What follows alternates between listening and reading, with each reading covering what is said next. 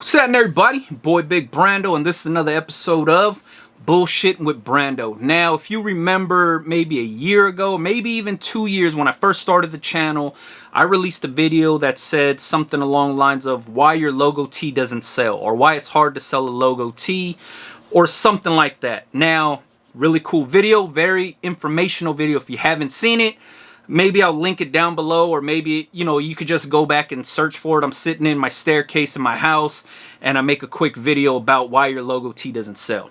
I got mixed reviews on that, right? I had a lot of positive ones that people were saying, thanks, you saved me a lot of time and a lot of money. And then I got a lot of, not hate mail, but I got a lot of negative comments saying, you don't know what the hell you're talking about. Who the hell are you? Whatever the case was, right? And it was just basically people bashing the video because maybe all they offered was logo tees, or maybe they were in that boat and they felt like I was calling them out. I didn't make that video to call anybody out or throw shade at anybody or anything, but the people that caught feelings about that video took it a certain way, you know what I mean? And nothing to them if they didn't want to subscribe, they didn't want to watch my videos, whatever it is. I'm just calling it like it is, you know what I mean? And from my experience, I understand that it's hard as hell to sell a logo tee. And when I say logo tee, I'm talking about your brand's logo, your brand's name plastered on a t-shirt, and that's the only design on that t-shirt, right? So it could be a black t-shirt, white print, and it just says your brand name. I understand that that shit right there is hard as hell to sell. The moment that I figured that out was early on when I was making t-shirts and trying to start brands and stuff. And I had a brand name that was called Knuckleheads. Knuckleheads meant nothing to nobody, right? And all I did was design a cool design slash logo, right? It was a skull that had a gold grill, and then it had a pair of gold brass knuckles behind the skull, and on top it said knuckle, on the bottom it said heads. That's all it was. It looked, visually, it looked cool. It was a cool skull that I hand drew. Like I said, it had a gold grill, had gold brass knuckles behind. I thought I was doing it, two-color design. This is cool, right? I show my friends and family. They're like, hey, that's cool. That's your new business. I fuck with it. It's cool. So I bang out some t-shirts and I sell out, right? I sell all the t-shirts. The only people that bought shirts were my friends and family. And this alone gassed me up in the worst way possible. I sold out of those t-shirts thinking people want this shirt, or people like what I'm doing. People are taken to the brand because it sold out so fast. I sold so many of them, but I didn't understand that my friends and family were only buying them to support me and my brand, as your friends and family should, right? All your family, all your friends are going to support you no matter what. Whether it's dope or whether it sucks, they're still going to support you because that's what they do, right? They support whatever kind of hustle or whatever come up you're working on, your business. They want you to better yourself, so they're going to support you. What you have to separate is who actually likes the stuff and who's just supporting you because they love you. You know what I mean? So being gassed up, and I was super pumped up. I thought everybody wanted Knuckleheads, and it was just a left chest print of the small logo. Same thing. Skull, gold grill, brass knuckles, text, bigger logo on the back, same exact design. Bigger skull, bigger brass knuckles, bigger text. All it was, man. And I did it on black t-shirts, white print with the gold hits on that black t-shirt, and it did fairly well, right? I sold out of all of them, and I thought I was doing it, you know what I mean? So I got cocky, I got really arrogant about the whole business, and I went all in. I got business cards made that said Knuckleheads Clothing. I was, it had my name, and then it said owner underneath, you know what I mean? I put all my contact information, and I just thought I was doing it, man. I thought I was really, really living that life. And then I really got cocky, and I started to tell, my tagline for the brand was, I set trends for trendsetters, right? So that was Knuckleheads Clothing. I set trends for trendsetters. There's nothing trend-setting about a basic logo tee. There's nothing trend-setting about that shit. But at the time, I thought I was doing it. I thought I was Jay-Z. I thought I was Puff Daddy. I thought I was the new Sean John or Rockaway or something like that. And I was like, Knuckleheads is on the way up. You know what I mean? I just thought blowing up and let's get to it, right? I went all in. And when I say I went all in, I'm talking about I had like 12 different color t-shirts.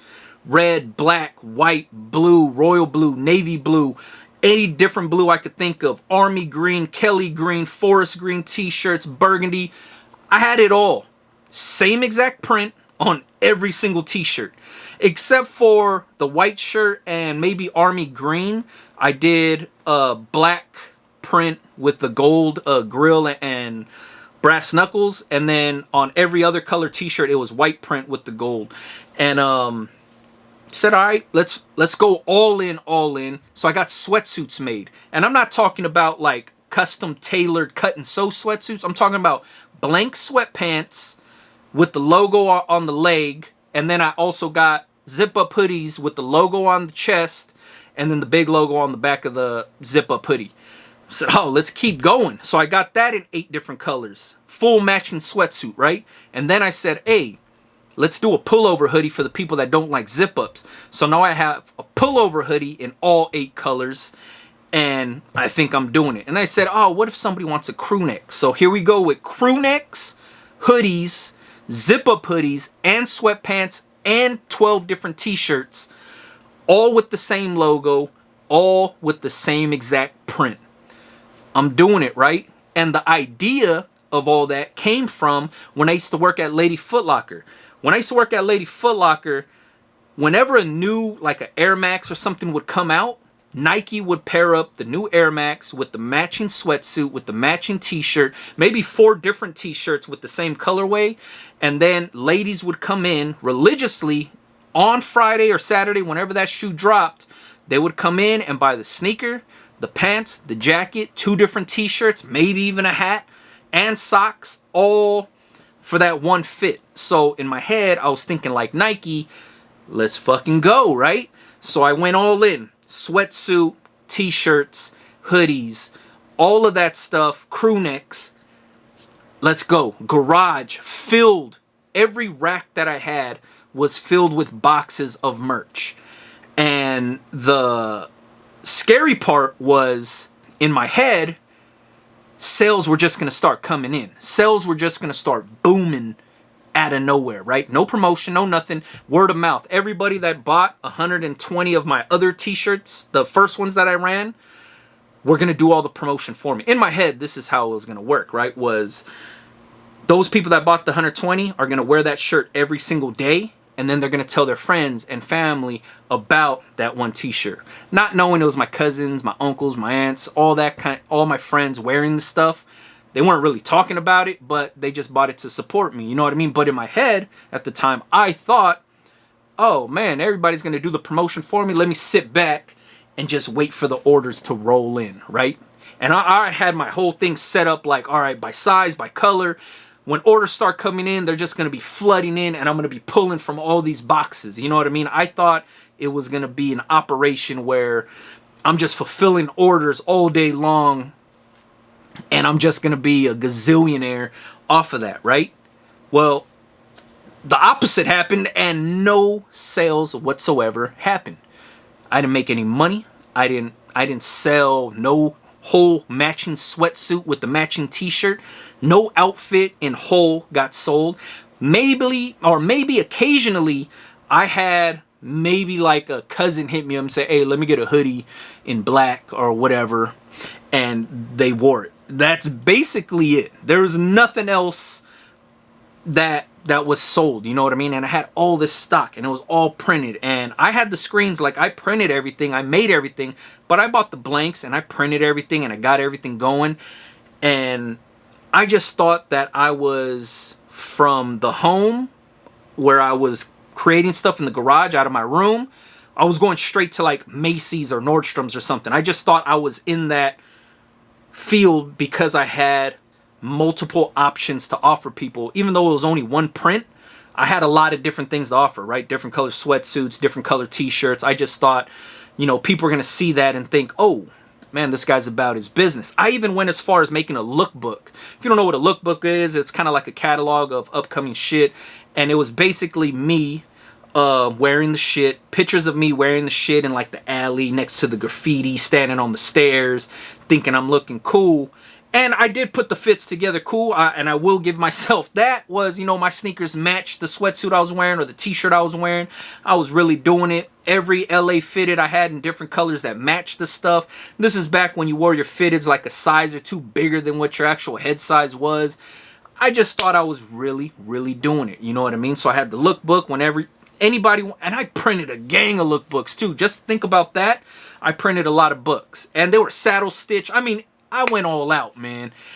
And I made no sales, you know what I mean? And I used to try to gas people up when I would talk to them about my brand. Any chance I got, like, oh man, you know, I'm a trendsetter for trendsetters, man. I'm out here setting trends for the trendsetters, blah, blah, blah. And the one time I got checked and really humbled was when I showed somebody my lookbook, and the first thing they read was trendsetter for trendsetters, Knucklehead clothing, blah, blah, blah. They said, what's, you know, what trends are you setting right here?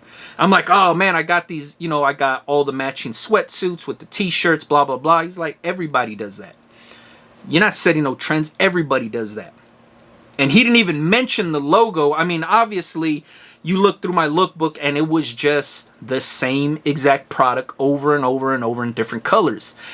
And when he said that, I was like, damn, man, like it really took the air out of the balloon. You know what I mean? I was just like, come on, man. I did all this. Like, name another brand that got a lookbook. Name another brand that has multiple sweatsuits to offer in every single size imaginable. Name another brand that got all 12 t-shirts in different colors in every single size.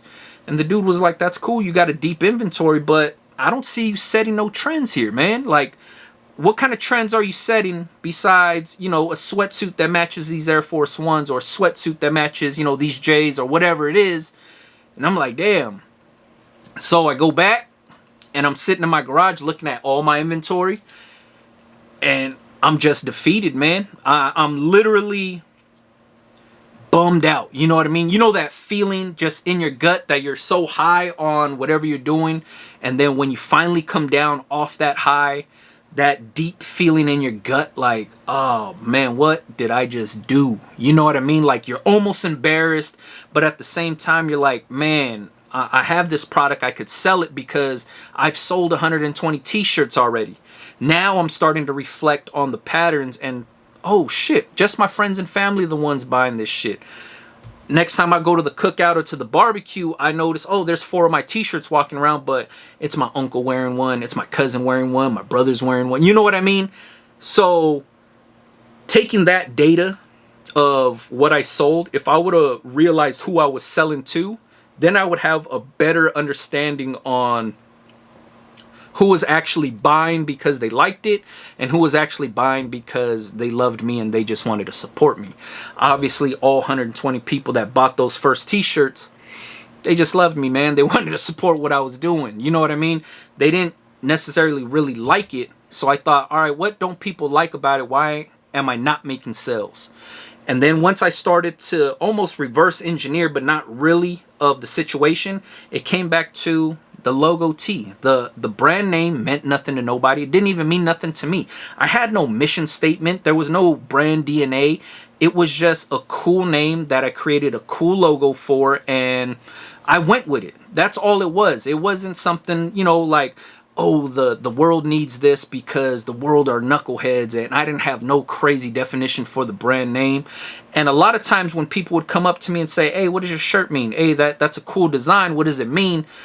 I'd have to tell them, oh, I'm a trendsetter for trendsetters, man. This shit right here is, you know, made for knuckleheads. And that was basically it. That was the sales pitch almost.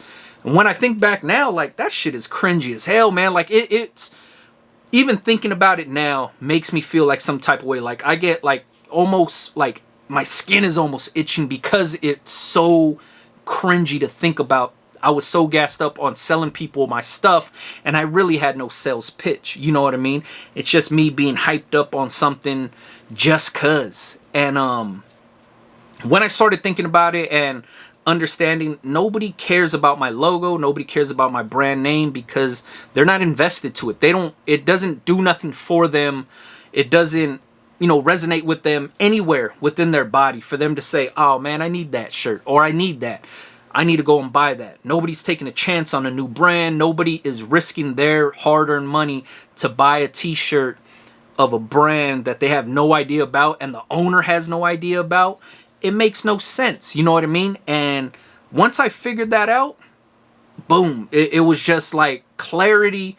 Like almost I'm seeing in HD now. It's going from like a standard TV to HD TV in a matter of seconds. And I'm like, oh, damn. Like, no wonder nobody's buying nothing, because this means nothing to nobody, right? This whole brand, this logo, all of this means nothing to nobody, and I can't even get somebody to be interested in it because I'm not even interested in it. You know what I mean?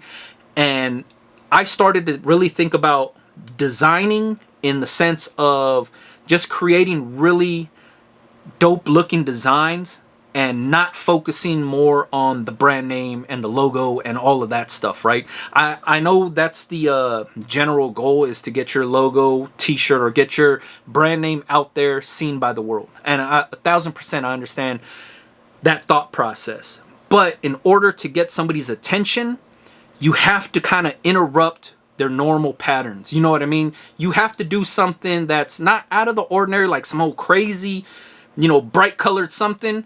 But you have to do something that either, tugs on some sort of heartstring, that whether it's nostalgia or whether it plays on something that they can relate to. You know what I mean? And this is where I started to actually win in the clothing world. And I'm not saying I'm successful. I'm not saying I'm the dopest brand owner in the world or the most successful or nothing like that. But when I measure success, I'm just measuring profits. I'm not talking about popularity. I'm not talking about being the biggest brand, whatever. It's just when I started to really make money off of my designs was because I made something relatable to the end user. And then the end user actually felt a certain way and felt invested in shopping with me. You know what I mean? It's like, oh, I made a t-shirt that they could see and it pulled on some sort of heartstring in them to be like, oh, that's a cool shirt. That design's cool. Not because of the brand name, not because of my logo, but because of the design that was on the t-shirt. You know what I mean? And once I figured all that out, like I said, it was like HD. It was like seeing something totally different in a whole new light, because I was not focused on the brand name no more. I was not focused on, oh, let me make the coolest logo and put it on everything so the world could see it. I stepped fully away from that. And I tell this to a lot of new brands, new startups and shit like that. And it's only because I want to help save them some money and not make that same mistake that I did by going all in on one product or one logo or one design and hoping to get rich off of it. You know what I mean? It's, if you think about more of the design aspect and connecting with the end user, it makes selling a lot easier, right? And my whole MO and my whole just strategy in general is to connect with the end user, creating something for the potential customer to become a returning customer. You know what I mean? And just make a big pattern of one big circle of them seeing something, liking it, purchasing it, coming back to me and shopping with me again, because they know they're going to get that same quality of work every single time, no matter what the brand name is. You know what I mean? I never push brand names over anything, man. I rarely put my brand name on a lot of stuff. If anything, it's just in the neck tag and that's it. You know what I mean? And I see the pattern with a lot of new brands that are starting up, and whether you want to learn the hard way or prove me wrong or whatever it is, that's more than fine. But for the ones that are a little bit more cautious and don't want to make the same mistakes that I have, or if they feel like they're about to make this mistake and this video is talking to them, I want to be able to save somebody some money and time so they can invest it somewhere else and make, slightly better decisions than I did. You know what I mean? And I get learning from your mistakes and all that, but if you could learn from my mistake, then I'm helping you save some money. You know what I mean? And I'm not saying logo tees are the worst thing ever, because every brand does them, but I'm saying making the sale a lot easier is not just selling the logo tee and your brand name, but it's actually selling designs that relate to somebody. Now, example of this is a lot of brands. And if you're a brand, I'm not calling you out, I'm not throwing shade, I'm not talking shit, I'm just using it as an example. A lot of brands put the name Hustler in their brand name, right? Whether it's, you know, Hustler by Choice or Hustler Ambition or Natural Born Hustler or whatever it is, right? And I'm just throwing them out there. I don't know if these are actual brands, and if that's your actual brand name, I'm not dissing you in no way, but I'm just saying, when you make something like that, because you know that you're making clothes for hustlers, whether you're hustling in the street or you're hustling on, you know, a legit business, or if you're just hustling in school, whatever it is, that term hustler can be translated to a lot of different people. And I get that. That's dope as hell. But if you wanted, you know, if your brand name is going to be Hustler Mentality, that shirt could be a better just t-shirt design and not necessarily the brand name. You don't have to be Hustler Mentality clothing. You could actually do Hustler Mentality on a t-shirt and be under a totally different brand name, right? It could be a better design than it is an actual brand name. And let's say you wanted to do Hustler Mentality, and in your head you're like, man, let me just do like 18 different fonts that say Hustler Mentality. That's cool. It's switching it up. It says the same exact thing. There's nothing wrong with that. But you could have a t-shirt that says Hustler's Mentality, but be under the brand name of, like, let's say like BFC, which would be like Ben Franklin Chasers, right? So it's still about getting money, but you don't have to put Hustler in the brand name, right? You could operate under the brand name of BFC, which would be Ben Franklin Chasers. Obviously, you're chasing $100 bills. That could be the brand name. And now you could put anything related to getting money and hustling and anything underneath that name. You know what I mean? Hustler does not have to be in the brand name. It could just be the design that you offer for your first launch or maybe your second season or something like that. You know what I mean? You don't have to necessarily put Hustler in the name. And I'm saying this because there's a million brands out there, startup brands and established brands, that have the name Hustler in it. You know what I mean? And when you do that, now it's slim picking. There's so many out there that it's like, how are you setting yourself aside from what everybody else is doing? Obviously, there's millions of brands out there, so the competition is pretty thick. But at the same time, how are you gonna get somebody's attention and disrupt their routine to actually look at your Hustler brand? You know what I mean? So hopefully this helps somebody, you know what I mean? And if you're gonna take something away out of this whole video, it would be to focus more on designing cool ass designs that connect with your audience, outside of brainstorming the best brand name and switching that brand name into different fonts and putting them across t-shirts. You know what I mean? Because selling the brand name is very hard, because you have to sell the story behind the brand name in order for your logo tee to sell. You know what I mean? Excuse me. You want to be able to get your story across and get somebody invested into the brand before your logo tee or brand logo tee is starting to sell on its own. You know what I mean? Because now people are buying whatever designs you have now, and then they're buying the logo tee like, oh man, I fuck with that brand, so let me get the logo tee too, right? It's not, because if you just had a t-shirt that said BFC and nothing else on it, nobody's gonna go there because they don't know what the hell BFC is. You know what I mean? Nobody's gonna buy that. And I'm not saying that's a cool brand name. I just use that as an example. But what you have to remember is the end user, the consumer, is spending their hard-earned money on something that you created. And if that product that you created doesn't fit into their ecosystem of their closet or of their wardrobe, of what they actually want to put on their body, then you're never going to connect with them. But if you made something that that end user can relate to, now you made something that is telling them like, oh man, I like that shirt because of this. That's why they wear it. Now they're proud to wear it. You get what I'm saying? Hopefully this helps somebody out. It probably won't. I'll probably get 2 to 3 thumbs downs, because there's the same 2 to 3 people that thumbs down all my videos. But hopefully this helps out somebody. I like sharing these fucked up stories that I've had in my business journey with you guys, because hopefully it'll save somebody from making those same exact mistakes that I've made. And I've made a ton of mistakes. And I'm not saying I said this before, but I don't know everything. You know what I mean? All I could tell you guys is what works for me and what didn't work for me. And hopefully you guys take something from there and apply it to your own businesses or your own personal life. You know what I mean? So if you have any questions or if you want to keep this conversation rolling, you could always leave it in the comments because I go back and forth with everybody and most of you guys know that. So if you have questions, if you have some sort of comment about this, or if you work for Lady Foot Locker also, whatever it is, leave it in the description box. And I used to work at Lady Foot Locker when we used to wear green and white stripes. Not green and black, but early on when we wore green and white and khaki pants. But that has nothing to do with the video. Appreciate it, everybody, and catch you guys on the next one, man. Yeah.